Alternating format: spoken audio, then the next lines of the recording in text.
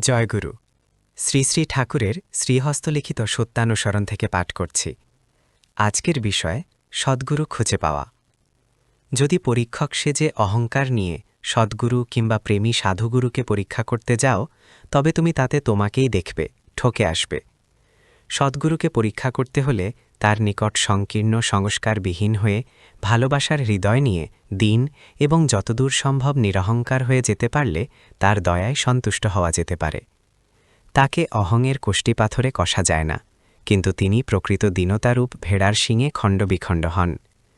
হীরক যেমন কয়লা প্রভৃতি আবর্জনায় থাকে, উত্তমরূপে পরিষ্কার না করলে তার জ্যোতি বেরোয় না, তিনি তো তেমনি সংসারে অতি সাধারণ জীবের মতো থাকেন, কেবল প্রেমের প্রক্ষালনেই তার দীপ্তিতে জগৎ উদ্ভাসিত হয়। প্রেমেই তাকে ধরতে পারে। প্রেমীর সঙ্গ করো, সৎসঙ্গ করো, তিনি আপনিই প্রকট হবেন।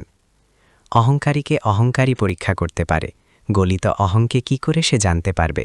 তার কাছে একটা কিম্ভূত কিমাকার, যেমন অজমূর্খের কাছে মহাপণ্ডিত।